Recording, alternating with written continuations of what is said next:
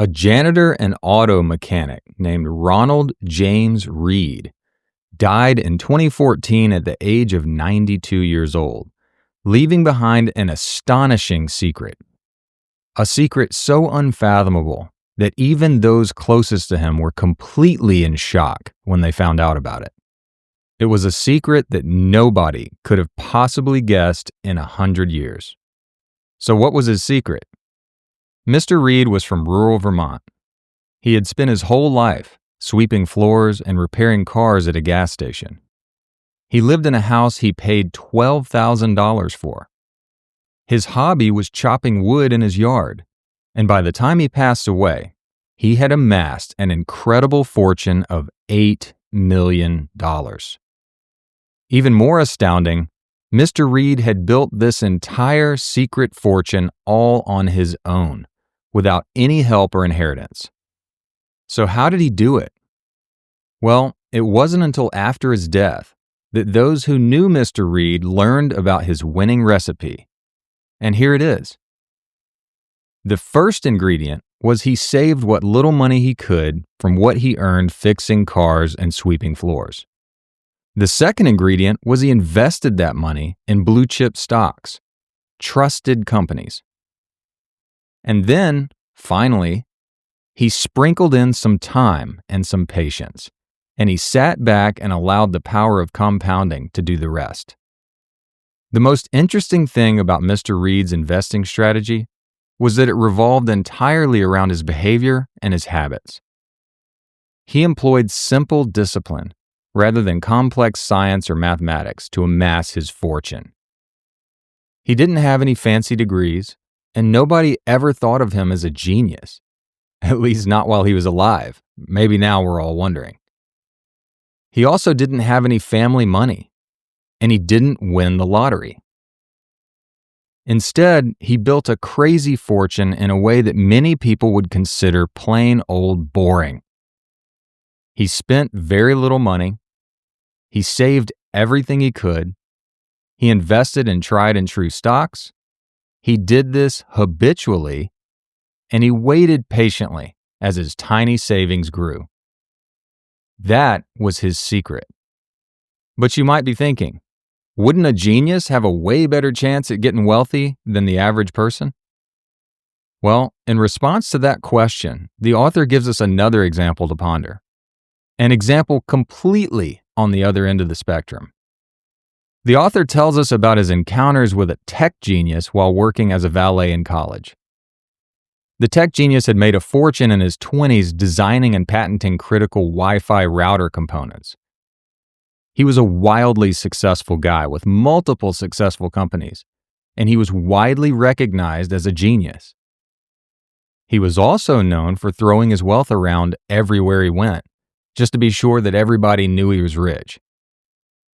As an example of the tech millionaire's frivolous behavior, the author recalls one specific day when the guy purchased a bunch of $1,000 gold coins, went to a pier with his friends, and they all skipped the coins out into the Pacific Ocean, one by one, just for fun.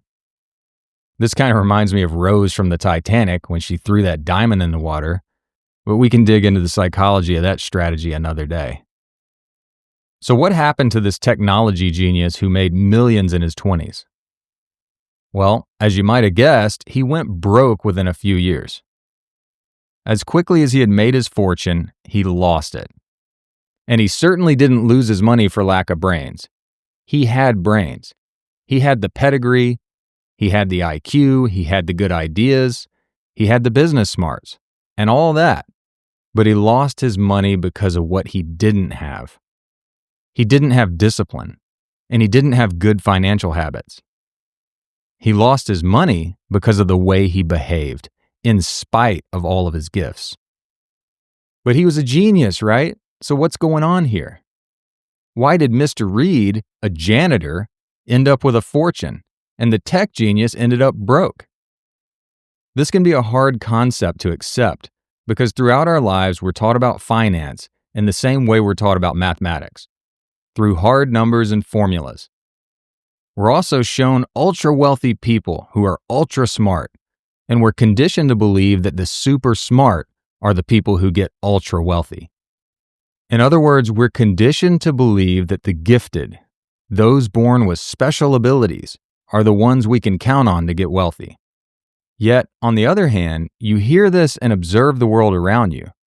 You observe the wealthy people you contact over the course of your life, and something on a subconscious level tells you there's more to money than just mathematical equations.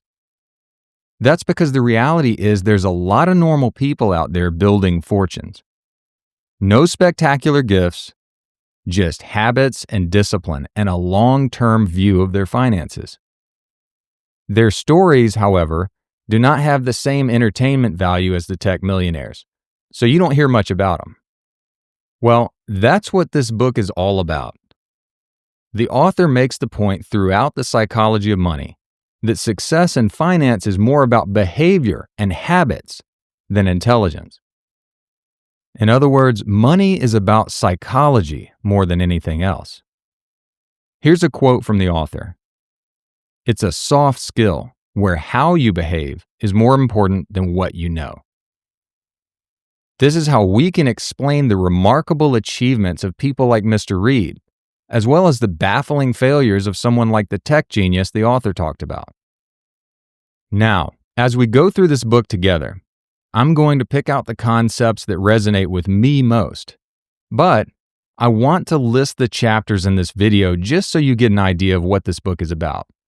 And I would highly encourage you to buy the book and read it or listen to the audiobook as we explore this book together.